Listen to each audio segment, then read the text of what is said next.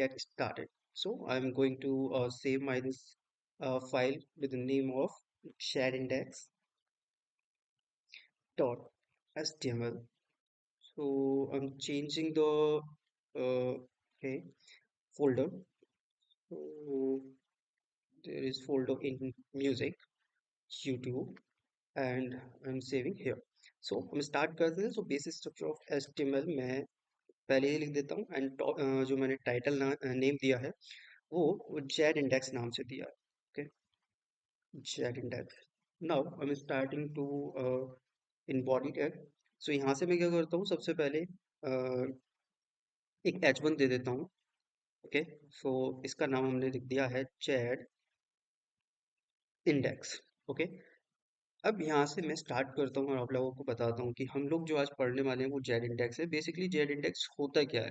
ठीक है, ये बहुत क्वेश्चन रहता है कि जेड इंडेक्स होता क्या है. तो बेसिकली जेड इंडेक्स क्या करता है, आपका किस एलिमेंट को हमें फ्रंट में रखना है और किसको बिहाइंड रखना है जब एक दूसरे को हमारे एलिमेंट्स या बॉक्सेस ओवरलैप करते हैं. सो बेसिकली यहाँ से मैंने क्या किया, एक डिप बनाई है और उस डिप के अंदर मैं कुछ 3 डिप्स और बना देता हूँ. ठीक है, मैंने यहाँ पे 3 डिप और बना दी है ताकि जो टॉपिक है वो आपको क्लियरली समझ में आए. ओके, सो यहाँ से मैं 3 डिप बना चुका हूँ. तो अब इन 3 डिप के अंदर हम बनाने वाले हैं क्लास. तो क्लास बनाया और मैं इसका नाम रख दिया बॉक्स वन. देन एक और क्लास बनाते हैं और इसका नाम भी मैंने बॉक्स टू रख दिया है. और इस क्लास का नाम मैंने बॉक्स थ्री रख दिया. ठीक है, सो बेसिकली ये आप सभी लोगों को क्लियर होगा, आप पुरानी क्लासेस में पढ़ चुके हैं. और यहाँ से मैं लगाने वाला हूँ स्टाइल टैग बिकॉज यहाँ पे मैं इंटरनल सीएसएस लिखने वाला हूँ. इंटरनल सीएसएस के लिए मैं स्टाइल टैग के अंदर ही यहाँ पे आपकी सीएसएस को लिख देता हूँ. सो बेसिकली सबसे पहले मैं एक काम करता हूँ, जो आपकी मेन डिव है उसको मैं एक क्लास बनाता हूँ और नाम दे देता हूँ मेन. तो सबसे पहले हम क्या करेंगे, मेन डिव के अंदर सीएसएस लिखेंगे. सो आप लोगों को पता ही है पहले से कि जब हम क्लास को कॉल करते हैं तो डॉट के साथ करते हैं and class name. So basically यहाँ पे मैं इसको पोजीशन देने वाला हूँ और पोजीशन मैंने यहाँ पे रखी है रिलेटिव. एंड अगर आप लोगों ने हमारी पिछली क्लासेस पढ़ी हैं तो आपको पता होगा कि मैंने पोजीशन सीएसएस पोजीशन आप लोगों को पढ़ाई थी, उसमें सारे आपके टॉपिक क्लियर करा दिए थे. देन हम चलते हैं नेक्स्ट के लिए. और मैं क्या करता हूँ, जो मैंने बॉक्सेस लिए हैं इन बॉक्सेस के लिए एक एलिमेंट की हेल्प से हम क्या कर रहे हैं, बॉक्सेस बनाने वाले हैं. सो बेसिकली मैंने डॉट बॉक्स वन यहाँ पे ले लिया है और उसमें सबसे पहले हम बैकग्राउंड कलर दे देते हैं. बेसिकली बैकग्राउंड कलर जैसे कि मैं इसका येलो कलर देने वाला हूँ. एंड इसके बाद मैं इसको एक हाइट और विड्थ दे देता हूँ. तो मैंने इसकी हाइट दे दी है 100 px. देन यहाँ से फिर मैंने विड्थ दे दी है 100 px. ओके, तो अगर आप इसको सेव करेंगे, ओपन इन ब्राउजर करेंगे, यहाँ से ब्राउजर में ओपन कर लेते हैं. सो ये यहाँ पे ओपन हो रहा है. मैं इसका जो लिंक है इसको कॉपी करके आप यहाँ पे ओपन कर सकते हैं.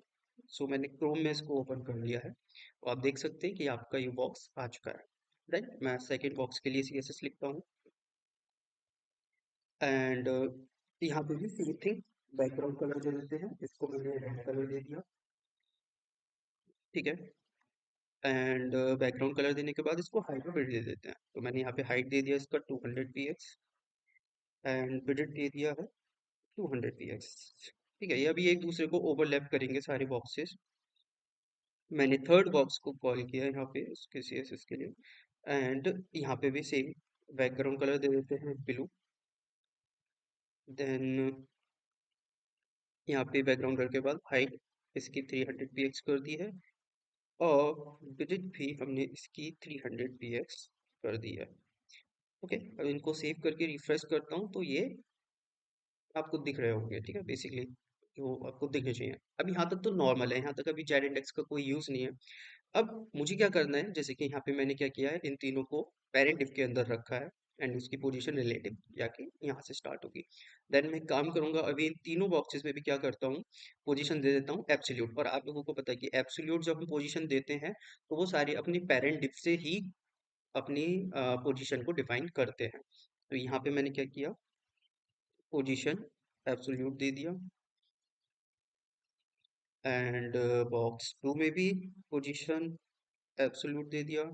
एंड बॉक्स थ्री में भी पोजीशन एब्सोल्यूट दे दिया। सेव करेंगे और इसको रिफ्रेश करते ही अब ये आप देखेंगे कि जो तीनों डिव हैं वो यहाँ अपने पेरेंट डिव से ही पोजीशन को रिलेट कर रहे हैं।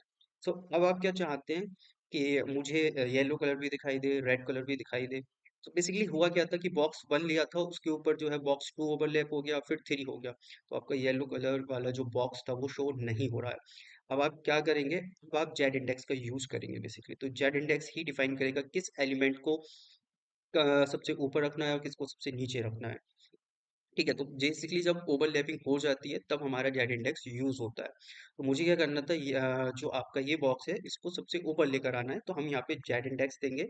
अब आपके पास तीन एलिमेंट हैं, box one, box two, box three. तो बॉक्स वन जो है वो थर्ड नंबर पे है, सबसे नीचे है। ठीक है, तो उसको सबसे ऊपर लेकर आना है, उसको आपको क्या देना पड़ेगा, थ्री देना पड़ेगा, वो आपका आ चुका है। देन आप क्या करेंगे, रेड बॉक्स पे जाएंगे और उस पे भी जेड इंडेक्स देंगे, उसको कितना देंगे, टू दे देंगे। उसको भी रिफ्रेश कर देते हैं तो वो भी आ गया। अब आप देख रहे हैं कि जो आपका जब इसका थ्री हो गया, इसका टू हो गया, तो इसका बाई डिफॉल्ट वन हो गया। अगर आप देते हैं तो ठीक है, जेन इंडेक्स नहीं देंगे तो कोई फर्क नहीं पड़ने वाला, क्योंकि बाई डिफॉल्ट उसका वन हो चुका है। तो बेसिकली ये था आपका जेड इंडेक्स, और जो आपने अभी सीखा जेड इंडेक्स को। ओके, सो